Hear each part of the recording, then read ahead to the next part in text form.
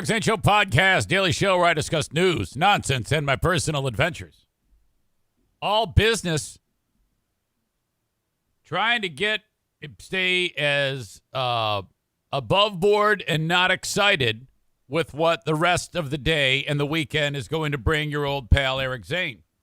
Well, what is it, Zane? Are you going to like an amusement park, or are you going to I don't know, are you going on a trip? What kind of? You must be doing something incredibly exciting.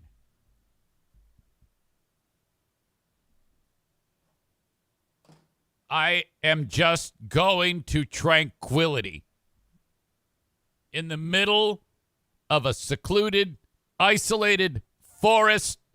The only sound is that of birds, coyotes, and A-10 Warthog tank-busting fighter jets. I'm not even kidding.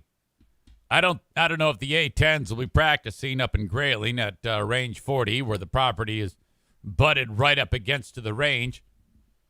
I might lower the property value. Yeah, you can buy this fantastically wooded patch of land surrounded by artillery fire. Hold on a second. If you're watching, you can see Daisy licking her paws there, and that is going to go right to my brain. Honey, you got to stop. No. She's looking at me like, go to hell. You're not going to tell me what to do.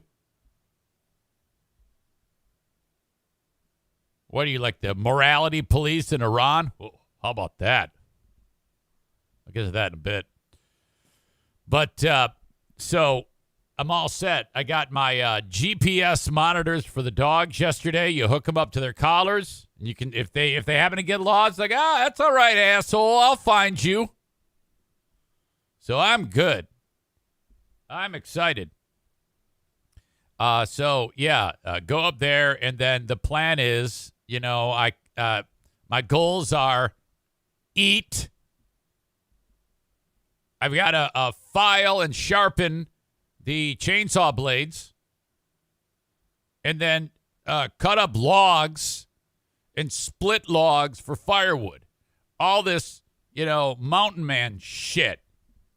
Picking up some sticks is also in the works. Maybe mow the lawn up there. Listen to college football. You don't watch it. You got to listen to it on the radio.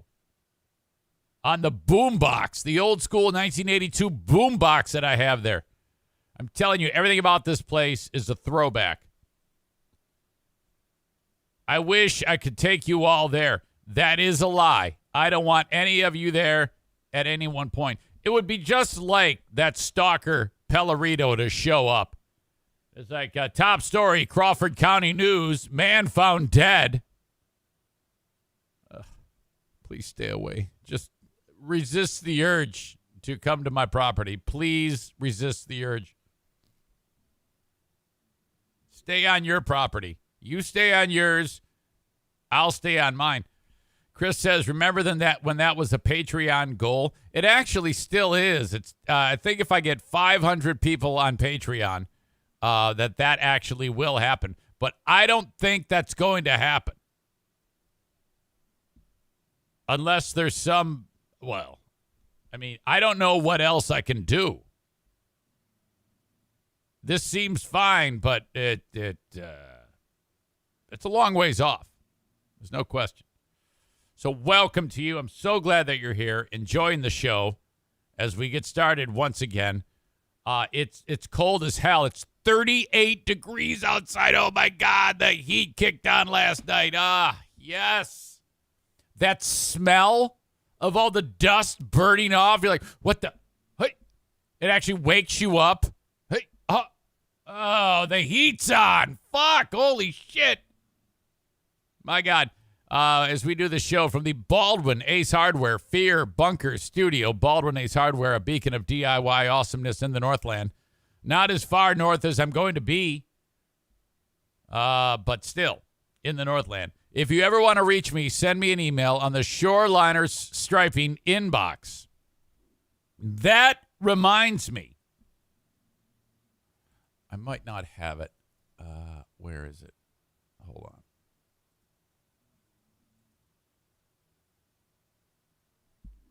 Let's see.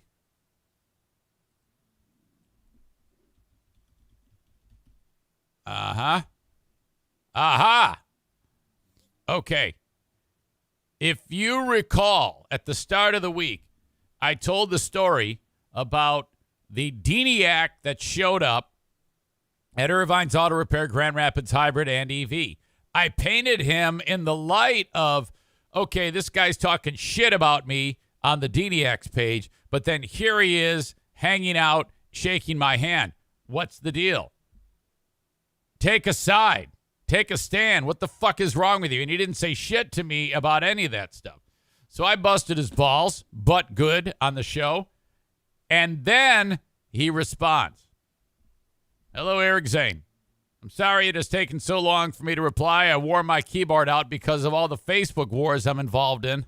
I had to wait for my mom to fall asleep before me so I could steal her credit card. Hey, not bad. Funny.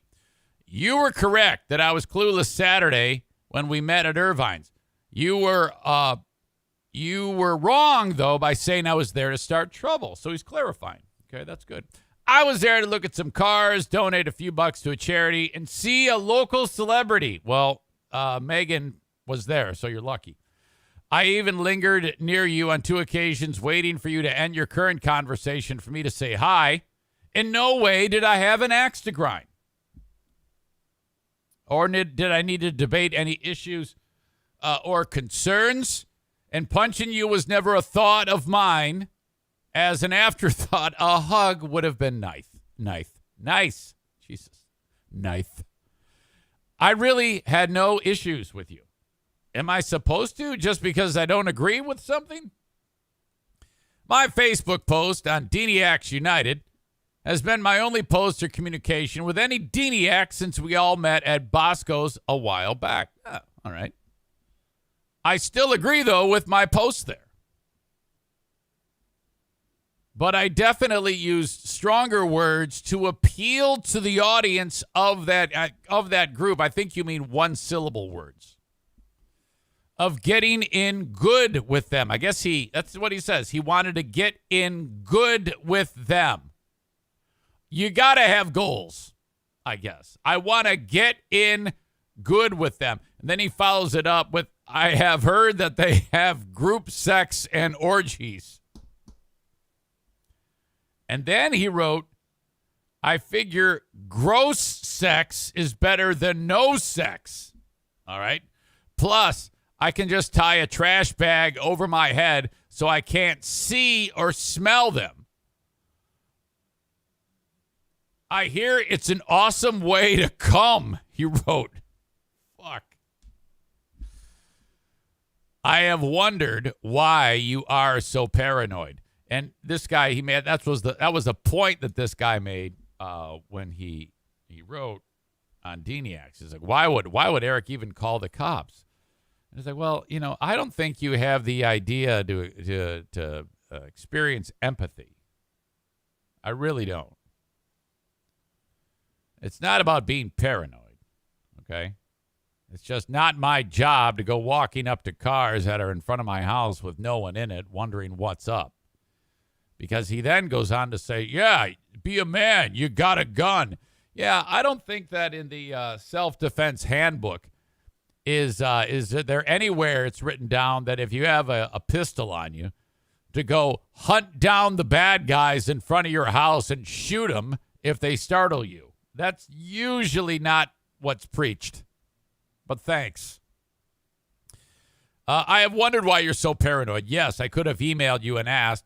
But you are a busy celebrity. This is very, very snarky. For all I know, I could have triggered some PTSD of a time you were a victim of a home invasion and watched your grandmother get murdered while you were sucking a big black dick. You suck a big black dick because I know you want to. I still disagree with you calling the cops. That's nothing you can possibly disagree with because you are not in my shoes. Moron. because a car was in front of your driveway. You are a man. You carry. Be a man. Okay.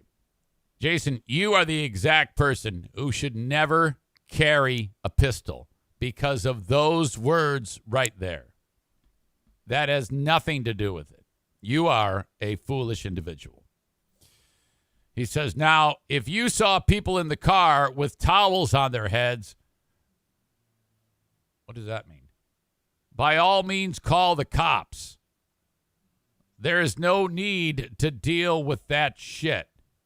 What is he saying there? With towels on their heads.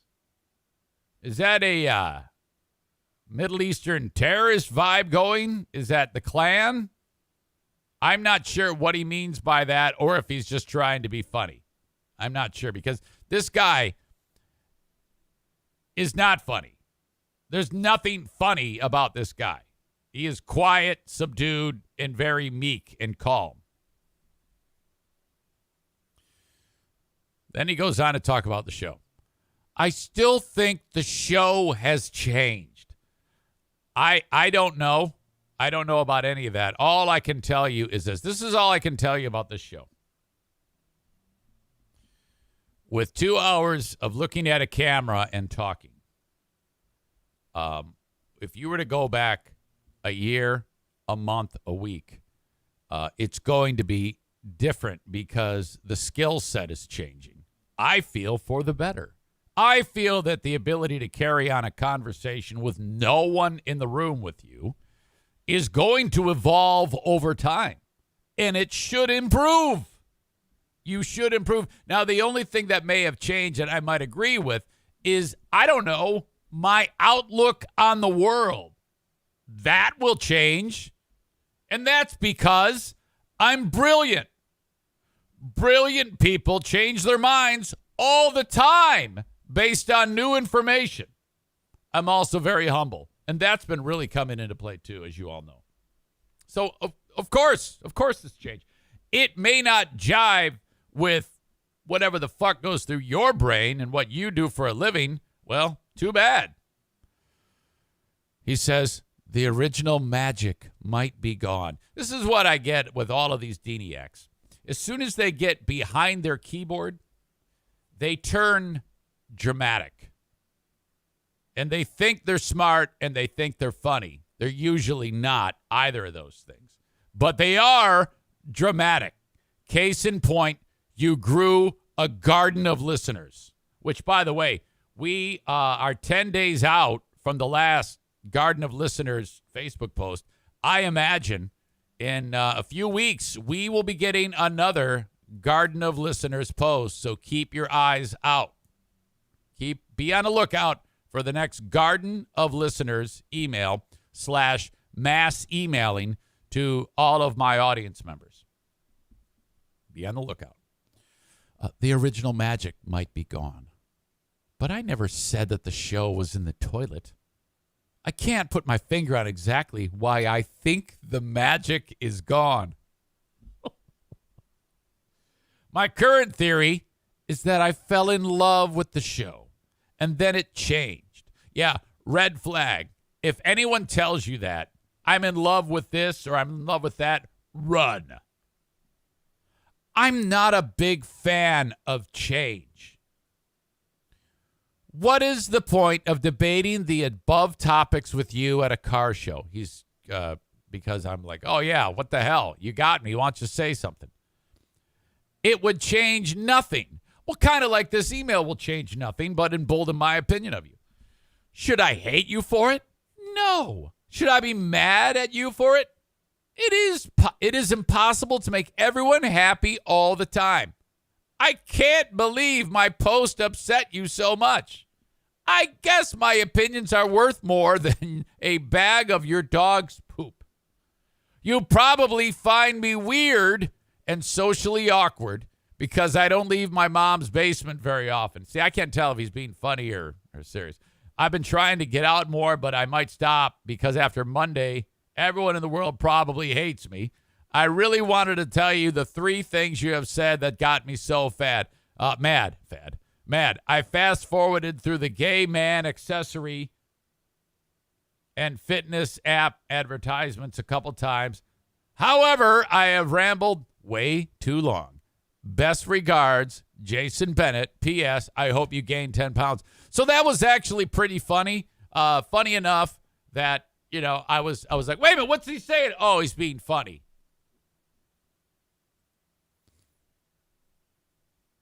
I then followed up. This is what I wrote. Jason. Oh, good. I embellish a lot when I tell stories. Fear not. I don't hate you. P.S. Thanks for coming out. And I don't hate you at all. In fact, I appreciate you paying attention and enjoying the show. I don't know what the fuck is wrong with you. It does kind of concern me when someone stops down and says, I think things have changed. Not sure what it is. But if I think about it more, I might find out what changed. Hey, fuckface. Just laugh or don't. That's the show. Don't read into it more than your brain can possibly wrap itself around. Ha ha or no ha ha.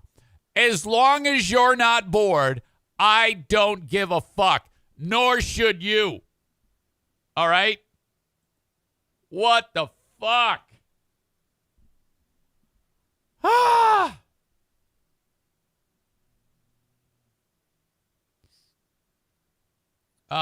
Linda has some judgment for you, Jason. She says he's a crazy stalker who belongs with the Deniacs. They are his people. Pugs on the Wing 420 writes, good morning, everyone. Laying in the hospital here. Just had a lumbar laminectomy like the NFK. Oh, no. Ooh, fuck. Yikes. Would you please reach out to me on email during the weekend? I would love to engage you as you recover because you're not going to have a lot of time to do much. So don't be a stranger. Please. Kenny writes, quote, ha ha or no ha ha. I don't give a fuck. That should be the new tagline. Megan adds that. Bob says, I don't care this much about my own show, let alone someone else's. Hello, Bob. How are you? How are things in beautiful Alabama?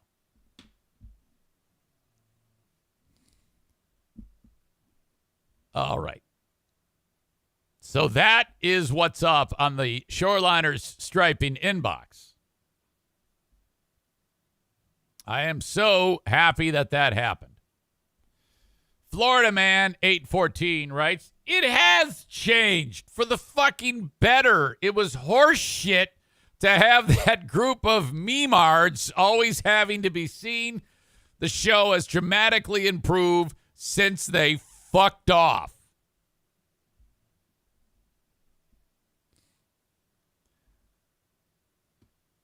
Corey indicates that when he said, if I had a towel on my head, it's a Muslim's slur insult. Corey indicates also sounds like this guy so far is toxic and racist. Kenny calls him a bigot. Well, we all know Kenny is an ignorant bigot. Corey again says, agreed. They were trash and they ruined the flow of the show. Absolutely. So glad those pieces of shit, trash, meth-headed, toothless, butt-fuck, MAGA scum are gone.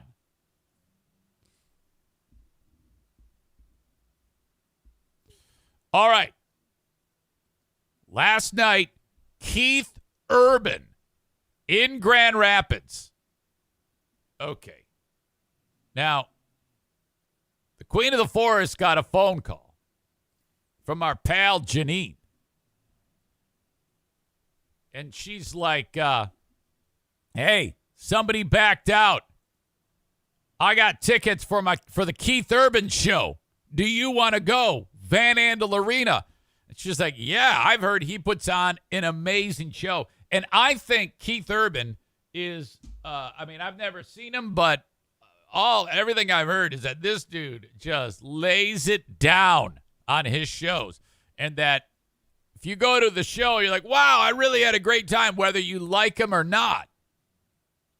Now, true, if you go, it's going to be like 95% women, because this dude I think he's like 55 years old, but he looks like he's 35, and he's an absolute dreamboat, and all the chicks love Keith Urban. So Diana goes to the show. She sends me pictures with hard eyes. I'm like, come on, what the fuck? And then she comes home and she goes, so handsome. And I'm like, why does he always look like, okay, he's getting ready to go on stage. Whenever I see Keith Urban, I'm getting the impression that he took like a handful of Crisco and put it all in his hair. It always looks greasy as fuck, But she comes home, and I can't sleep because she's not there. And, she finally comes home, and she's like, he puts on such a show. Oh, my God. And then she says, you know what he did? He gave someone a guitar. I go, oh, okay. And I guess he wanders into the crowd. All right. And he's playing like in the shit seats. And then he takes the guitar, signs the guitar, and gives it to somebody who's right there. All right. And I go, well, that is awesome. So then, all these women are there, and I'm not kidding about the women. It's always chicks go to Keith Urban concerts, or husbands bringing their chicks, or the guys, the DD, and 10 chicks go with him just to see Keith Urban. That's the job of the guy at a Keith Urban show. This is something that he's done in the past, giving away a guitar. Megan says, LOL, there were so many men. Well, I beg to differ, because every clip that I've seen when he does the sing-along moments, all I hear is chick voices, okay? This is what I mean. Audio, check. Video, check. This is Keith Urban. All you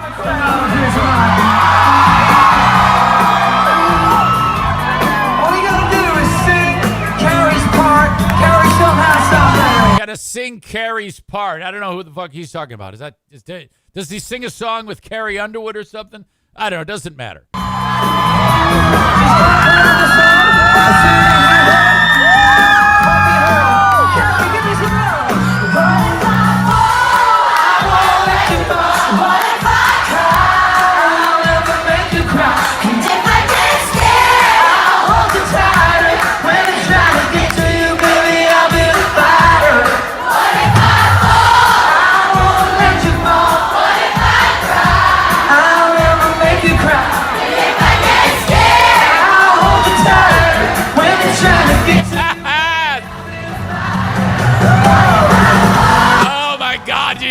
It's it. Hair flip. Look at him. He dresses like he's 24. He's such a stud. I'd have sex with Keith Urban. He's such a stud.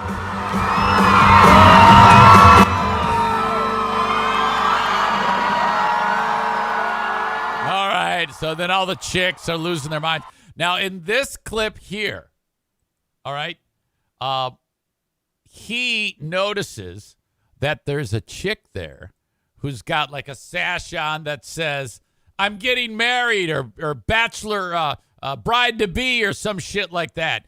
Keith notices that. Now, this is legendary. Oh,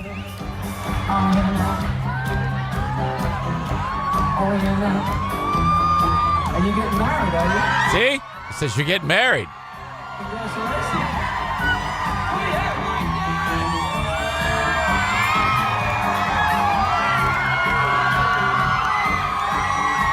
Listen to the chicks. I don't know what he's saying. Doesn't matter. But watch what happens next. So I'm looking for the impassioned, crazy people out there. Okay. I'm going to bounce ahead a little bit. He just said, I'm looking for the crazy people. And he's pointing to the chick who's getting married. And you see this big dude here? His job is to, like, clear a path for her. You got the dudes in the yellow shirts, security, and then this big guy there. They're going to help this lady onto the stage. Girls get married in 36 days. We're gonna give you something for your wedding. I think we need to. You hear that? He said I'm going to give you something for your wedding.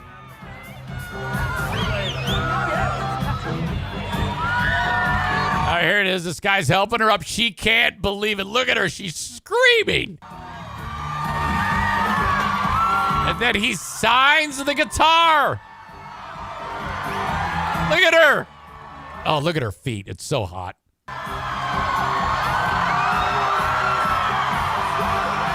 Okay, she's got that. I think that's a Gibson Les Paul around her neck. Great guitar, thousands of dollars. She's screaming. She's screaming. She's up there with Keith Urban. She's looking forward to the BW's threes after the B-dubs after this, and she's got her guitar. Now watch. Ah! She fucking drops the guitar.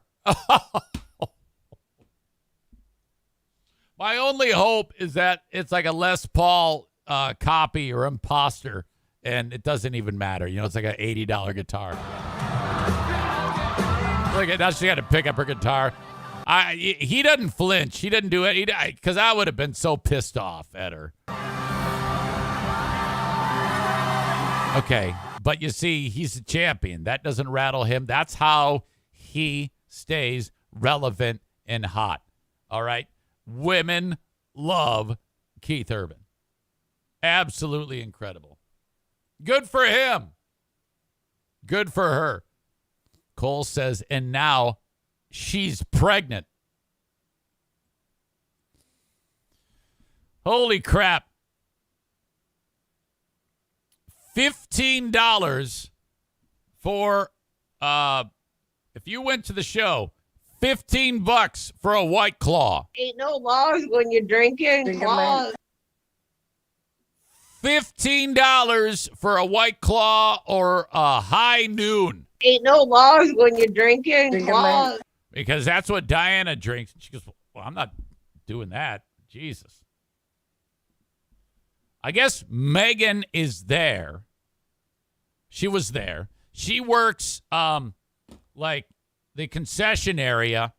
That's the way Van Andel Arena does this. They do like fundraisers for local organizations. In this case, something to do with the local school district. So the workforce is free. And then a percentage of that money goes to the schools. Okay? I think that's how it works. But it's still bullshit. Okay? It's just ridiculous. So of that $15, how do you end up making money? How does the school end up making money? I'll bring you in. I'll just call you, okay? Oh, she says it's for the kids' baseball teams. Hang on a second. It's always good to have Megan on. And I always mess up what she is in my phone. There she is. Oh, my God. Good morning. So good morning. You were at the show working again. Isn't that right? Yes. Okay. So, and that's for the baseball team? It's not for the school? It's not for the school. So we volunteer through our baseball organization since it's, excuse me, a nonprofit. And we get 8% of alcohol sales and 100% of the tips. Oh, my God. Yes. It's awesome. That sounds like, so How many volunteers work the concession stand? Like 10 of you are there? Well, so I was in one of the cans, which just sells like alcohol and bottled water last night. Yeah. So there were 4 of us. So the 4 of us would split, the eight or $9,000 worth of alcohol sales, and then the tips. Oh my God! So what do you think you brought in? Well, last night was not the best. It was a little bit of a more subdued crowd. It was a big sitting concert from what we could see. What? Yeah, or from what we heard. Yeah. Not on the floor, obviously, but other areas were more sitting. But like when we worked the Kevin Hart show, we all went away with about $560 Oh my God! for working 6 hours. And that all is given away to the organization. Yeah. So then that comes like through non-taxed to our organization, and then gets put into our kids' baseball accounts. And Holy there shit. are other people who. Oops, sorry. Go ahead. No, I was just gonna say that's really great. I mean, that's a very charitable thing, Well, I feel like it probably saves Van Andel a ton of money, but also they're helping out a lot of people. There's orchestras and baseball and hockey. I mean, there's everything is there. The what is that thing that you were a part of with the hats, but you guys didn't wear hats with the little bikes? Put a lid on it. No, the Shriners, but you weren't a Shriner. You were somebody else. Oh Weren't God! you in? Were you in some kind of? Knights of Columbus? Yeah, they're there. Yeah. Oh yeah. So they provide the workforce, and then all right. So then there's a little bit more justification for the $15 high noon. Well, we don't set the prices. I wish that we could. However, I think I'd probably leave them high because I like getting a cut of the sales. Yeah. Oh yeah. In fact, I think they should raise them more. I think it should be $50 a beer. Well, it is $15 a beer. No, 50. Oh, I don't think anybody would drink them, but apparently dollar beer, dollar dog nights are very good for the volunteers as well. So I'll be up there for a bunch of those. Hey, I forgot to bring this up, totally unrelated. At the car show, there was the old timer David in the 1961 Ford Econoline who won 3 of the 4 pieces of hardware. How about He had that? a good day. That guy was on cloud freaking 9. He was so happy. He was happy, and he made a lot of people happy. I didn't hardly look at any cars, but that was one I did look at. So, he was tremendous. That car show, sometimes if I with the amount of time that we were there, like plus over 3 hours, it just flew by. There were so many people to interact with and talk to, and it was just fantastic. Everything about that. yeah, it was a good day, and I heard that you made a nice little connection with one of my coworkers' families about Jim. living donor situations, Yeah. and that was really cool too. Is that Jim's son or his son-in-law? His son-in-law, I believe. I could ask more questions. Yeah, he's suffering from kidney disease, and he needs a new one. He needs a new kidney. Yes. Yeah, Yes. I told him, I go, look, I said to Jim, the dad, I go, look, buddy, if someone like steps up and wants to help this individual, you please, because some people get like scared or concerned, because there's a lot of time that has to pass from committing to do it and then actually doing it. So much so that people get into their own heads and then they like, I don't want to do it because they freak out, which is understandable. I said to him, I go, use me as the calming voice because I've lived this and I can talk anybody through this. I really can.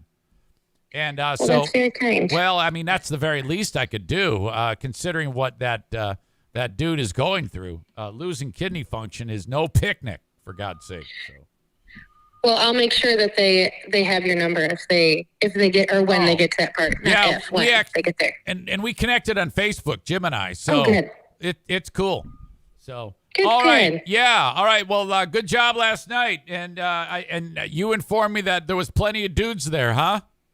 There were so many guys there, and a lot of them were having a good old time. I bet. I know.